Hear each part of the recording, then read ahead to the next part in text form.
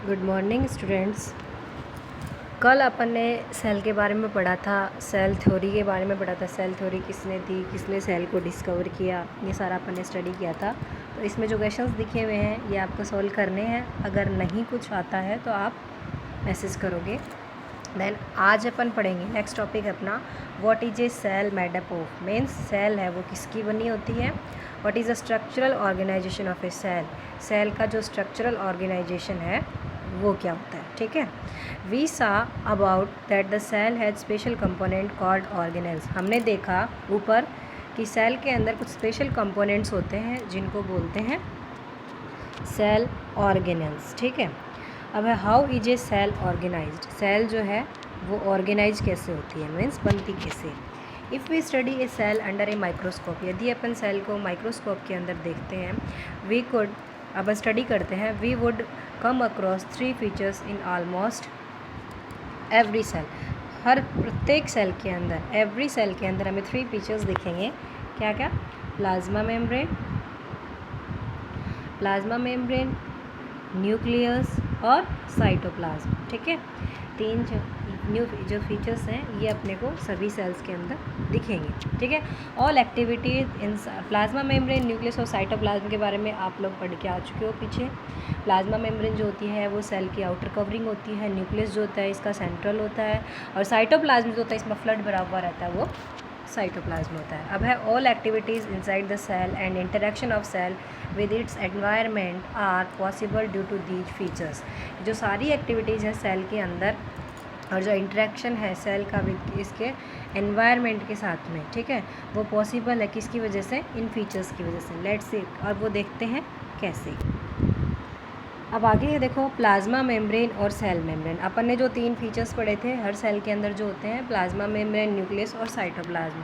तो सबसे पहले है अपना प्लाज्मा मेम्ब्रेन। क्या है? प्लाज्मा मेम्ब्रेन, जिसको सेल मेम्ब्रेन भी अपन बोलते हैं। Means outer covering of the cell is known as plasma membrane, ठीक है।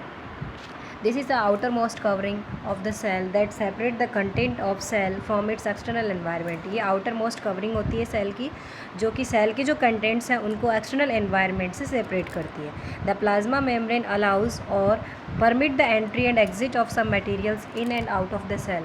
ये जो प्लाज्मा मेम्ब्रेन होती है यही अलाउ करती है, मीन्स परमिट करती है एंट्री जो और एग्जिट को। कुछ जो मटेरियल्स होते हैं सेल के जो अंदर जाने चाहिए या सेल से बाहर आने चाहिए, उनकी जो एंट्री है और उनका जो एग्ज़िट है वो प्लाज्मा मेम्ब्रेन है वही अलाउ करती है।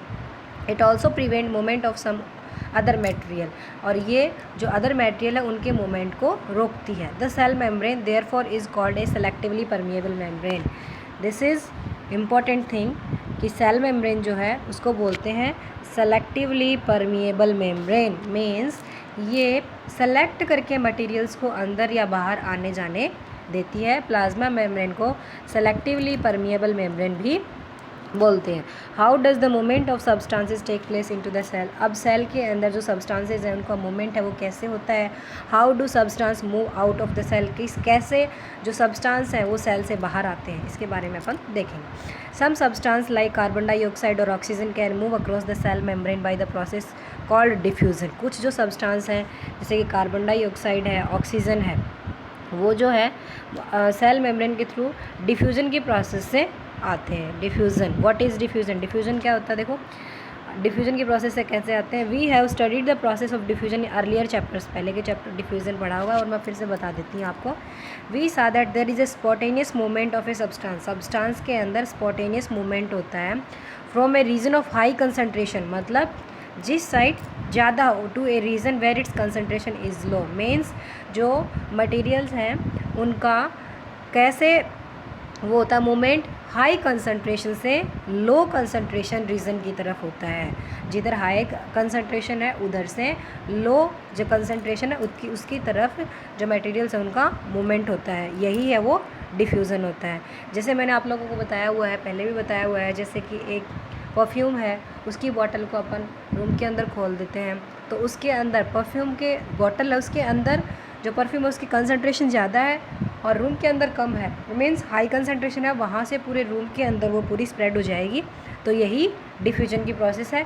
इसी तरीके से कार्बन डाइऑक्साइड और ऑक्सीजन जो है वो वो मूवमेंट करती हैं सेल के अंदर और बाहर। Something similar to this happen in cells when, for example, ऐसा ही मतलब सेल के अंदर होता है। For example some substances like CO2, कुछ सब्सटेंस जैसे कि CO2 है which is cellular waste and require to be excreted out by the cell, जो कि सेलुलर वेस्ट है, मीन्स इसको बॉडी से बाहर एक्सक्रीट करना ज़रूरी हो जाता है। Accumulate in high concentration inside the cell, cell के अंदर हाई कंसनट्रेशन में ये एक्यूमुलेट मतलब जम जाती है, इकट्ठा हो जाती है। In the cells external environment the concentration of CO2 is low as compare to that inside the cell, और उसके कंपैरिजन में जो एक्सटर्नल एनवायरनमेंट है उसमें CO2 जो है उसकी कंसनट्रेशन है वो कम होती है। ठीक है, as soon as there is a difference of concentration of CO2 inside and outside a cell, मतलब जैसे ऐसे क्या होता है, there is a difference of concentration of CO2, तो CO2 है उसके कंसनट्रेशन में डिफरेंस हो जाता है, जिससे कि मतलब अंदर है उसके सेल के अंदर जो है वो CO2 की कंसनट्रेशन ज़्यादा हो जाती है और बाहर है वो CO2 की कंसनट्रेशन कम हो जाती है। तो CO2 moves out of the cell, तो CO2 जो है वो हाई कंसनट्रेशन से लो कंसनट्रेशन की तरफ जाएगी, मीन्स अंदर से बाहर आ जाएगी, from a region of high concentration to a region of low concentration outside the cell by the process of diffusion. ठीक है, similarly oxygen enter the cell by the process of diffusion, इसी तरीके से ऑक्सीजन जो है वो cell के अंदर डिफ्यूजन की प्रोसेस के थ्रू एंटर करती है। व्हेन द लेवल और concentration of O2 inside the cell decreases, जब सेल के अंदर ऑक्सीजन का जो कंसनट्रेशन है उसका लेवल है वो लो हो जाता है, दस डिफ्यूजन जब कम हो जाता है तो बाहर से मतलब ज़्यादा है ऑक्सीजन बाहर ज़्यादा है, सेल के अंदर कम है, तो हाई कंसनट्रेशन कहाँ होगी, एक्सटर्नल एनवायरनमेंट में, तो एक्सटर्नल एनवायरनमेंट से O2 जो है वो सेल के अंदर एंटर कर जाती है। ठीक है, this is the same process. Thus diffusion plays an important role in gaseous exchange between the cell as well as cell and its external environment। तो क्या हो गया कि डिफ्यूज़न जो है वो इम्पॉर्टेंट रोल प्ले करता है सेल और जो एक्सटर्नल एनवायरनमेंट है उनके अंदर गैसेस के एक्सचेंज में। तो डिफ्यूज़न क्लियर हो गया, मीन्स कोई भी सब्सटेंस है वो हाई कंसनट्रेशन रीजन की तरफ से लो कंसनट्रेशन रीजन की तरफ मूवमेंट करेगा। This is the process of diffusion. Water also obeys the laws of diffusion, water है वो भी डिफ्यूज़न के लॉ को ओबे करता है। The movement of water molecule through such A selectively permeable membrane is called osmosis, मतलब वाटर के जो मूवमेंट हैं वाटर के जो मॉलिक्यूल हैं उनका हाई कंसनट्रेशन रीजन से लो कंसनट्रेशन रीजन की तरफ मूव करना ओस्मोसिस कहलाता है। क्या कहलाता है, ओस्मोसिस। This is osmosis. ठीक है, तो the movement of water across the plasma membrane is also affected by the amount of substance dissolve in water. तो मूवमेंट जो है वाटर का जो मूवमेंट प्लाज्मा मेम्ब्रेन के थ्रू जो मूवमेंट है वो भी अफेक्ट होता है वाटर के अंदर जो सब्सटेंस डिजॉल्व है उसके according. Thus osmosis is the passage of water from a region of high water concentration through a semi permeable membrane to a region of low water concentration. Means तो जो osmosis है वो क्या होता है, ये क्या होता है, passage of water from a region of high concentration उधर सेमी परमेबल, मतलब जो वाटर के जो osmosis the passage of water from high concentration region, जिधर वाटर की जो कंसनट्रेशन है ज़्यादा उधर से, और जहाँ वाटर की लो कंसनट्रेशन है उसके अंदर सेमी परमेबल मेम्ब्रेन के थ्रू जो मूवमेंट होता है उसी को बोलते हैं osmosis. What will happen if you put an animal cell और plant cell into a solution of sugar और सॉल्ट इन वाटर। क्या होगा यदि हम एनिमल सेल या फिर जो प्लांट सेल है उनको शुगर या सॉल्ट का जो सॉल्यूशन है उसके अंदर रख दें, तो क्या होगा। देखो फर्स्ट है इसमें, if the medium surrounding the cell has a higher water concentration, यदि जो मीडियम सेल के चारों तरफ है उसमें वाटर की कंसनट्रेशन है वो ज़्यादा है देन द सेल से ज़्यादा है, mean that outside solution is very dilute, mean outside वाला सॉल्यूशन है वो डाइल्यूट है, मीन्स वाटर की कंसनट्रेशन है वो बाहर ज़्यादा है। The cell will gain water by osmosis, तो पानी जो है वो कहाँ जाएगा, सेल के अंदर। कौन सी प्रोसेस के थ्रू, ऑस्मोसिस के थ्रू, क्योंकि वाटर की कंसनट्रेशन बाहर ज़्यादा है तो बाहर से पानी कहाँ जाएगा, सेल के अंदर। Such a solution is known as hypotonic solution, ऐसा जो सॉल्यूशन है वो कौन सा सॉल्यूशन होता है, हाइपोटोनिक सॉल्यूशन। ठीक है, उसके बाद है water molecules are free to pass across the cell membrane. Water molecules जो होते हैं वो फ्री होते हैं टू पास सेल मेम्ब्रेन के आर पार जाने के लिए इन बोथ डायरेक्शन, दोनों डायरेक्शन में। But more water will come into the cell than will leave. The net overall result is that water enter the cell, और मतलब नेट रिजल्ट क्या होगा, वाटर है वो सेल के अंदर एंटर कर जाएगा। The cell is likely to swell up, और सेल जो है वो फूली हुई दिखेगी, ठीक है। सेकेंड है if the medium has exactly the same water concentration as the cell. यदि जो मीडियम है एग्जैक्टली सेम है, वाटर कंसनट्रेशन सेल के अंदर भी वही है और बाहर भी बराबर है, there will be no net moment of water across the cell membrane. तो सेल मेम्ब्रेन के थ्रू कोई भी वाटर का मूवमेंट है वो नहीं होगा। Such a solution is known as isotonic solution, और उस सॉल्यूशन को अपन बोलेंगे आइसोटोनिक सॉल्यूशन। ये हो गया आइसोटोनिक। एक था हाइपरटोनिक जिसमें वाटर की कंसनट्रेशन है वो ज़्यादा है और इधर दोनों साइड वाटर की कंसनट्रेशन है वो बराबर है, तो ये होगा isotonic solution. Water cross the cell membrane in both direction, दोनों साइड में वाटर है वो जाए तो का, बट जितना पानी बाहर जाएगा उतना ही अंदर आ जाएगा। So there is no overall moment of water, the cell will stay the same size. Cell है वो बिल्कुल सेम साइज की रहेगी। If the medium has a lower concentration, यदि मीडियम की जो कंडीशन है उसमें मीडियम की जो कंसनट्रेशन है वो लो है, water then the cell, cell से मतलब सेल के अंदर कंसनट्रेशन ज़्यादा है और सेल के बाहर कंसनट्रेशन है वो वाटर की कम है, meaning that it is a very concentrated solution. The cell will loss water by the osmosis. तो सेल के अंदर वाटर की कंसनट्रेशन ज़्यादा है तो सेल से पानी जो है वो कहाँ if the medium has a lower concentration of water, यदि वाटर की कंसनट्रेशन जो है सेल से बाहर है वो कम है और वाटर सेल के अंदर कंसनट्रेशन है वो ज़्यादा है, तो क्या होगा, the cell will loss water by the osmosis. तो सेल से पानी बाहर आ जाएगा। Such a solution in as hypertonic solution, और ऐसा सॉल्यूशन कौन सा होगा, हाइपरटोनिक सॉल्यूशन। ये वाला हो गया हाइपरटोनिक। तो 3 सॉल्यूशन पढ़ लिए अपन ने।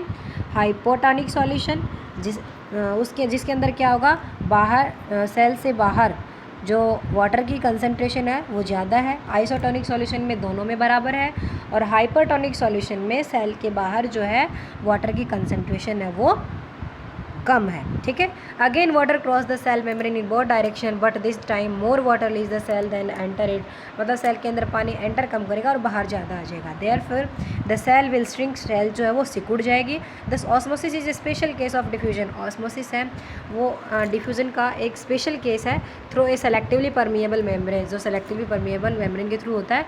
नाउ लेट्स ट्राई कुछ फॉलोइंग हम लोग एक्टिविटी करते हैं। एक पहली एक्टिविटी है एग के साथ में। इसमें क्या क्या, remove the cell of egg dissolving in the dilute hydrochloric acid. मतलब जो एग होता है उसको क्या करेंगे, उसका जो बाहर वाला शेल जो कवच होता है उसको हाइड्रोक्लोरिक जो एसिड होता है HCl, ठीक है, उसके अंदर इसको डिज़ोल्व करके इसकी कवरिंग उतार देंगे।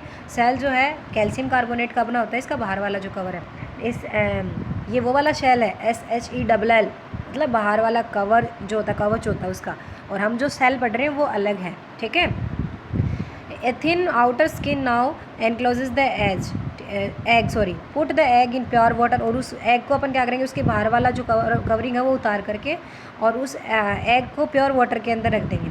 5 मिनट बाद में हम लोग देखेंगे क्या होगा, egg will swells because water passes into it by osmosis। तो एग जो है वो क्या हो जाएगा, फूल जाएगा, स्वेल मतलब बट फूल जाएगा वाटर एब्जॉर्ब करके ऑस्मोसिस के थ्रू, ठीक है।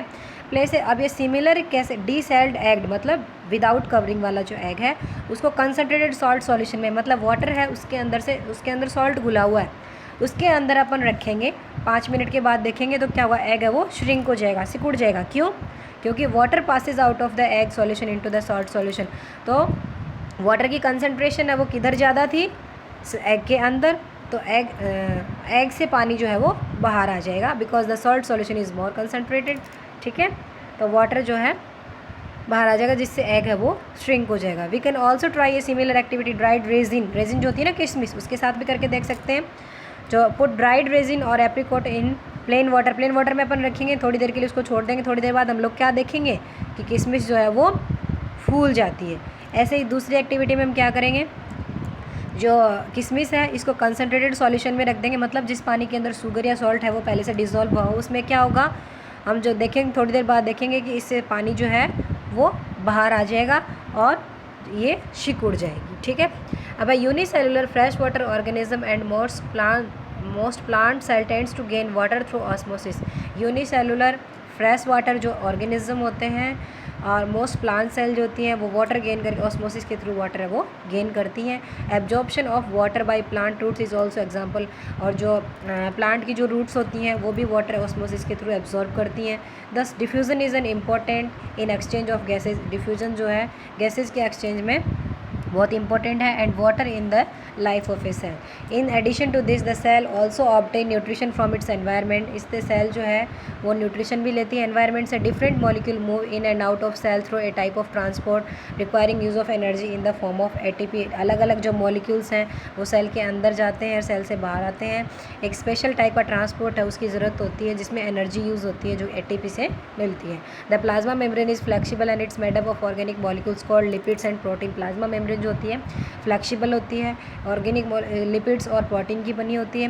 However we can observe the structure of plasma membrane only through an electron microscope. और हम लोग प्लाज्मा मेम्ब्रेन की जो स्ट्रक्चर है उसको इलेक्ट्रॉन माइक्रोस्कोप के थ्रू ऑब्जर्व कर सकते हैं। The flexibility of cell membrane also enable the cell to engulf in food. जो फ्लेक्सिबिलिटी है सेल मेम्ब्रेन की उसी की वजह से, ठीक है, सेल के अंदर जो फूड वगैरह या अदर मटेरियल है वो एक्सटर्नल एनवायरनमेंट से अंदर लिए जाते हैं। Such process are known as, और इस प्रोसेस को बोलते हैं एंडोसाइटोसिस। ठीक है, जो कि अमीबा के अंदर होता है। Amoeba acquires its food through such process. इसी प्रोसेस के थ्रू अमीबा जो है अपना फूड है वो गेन करता है।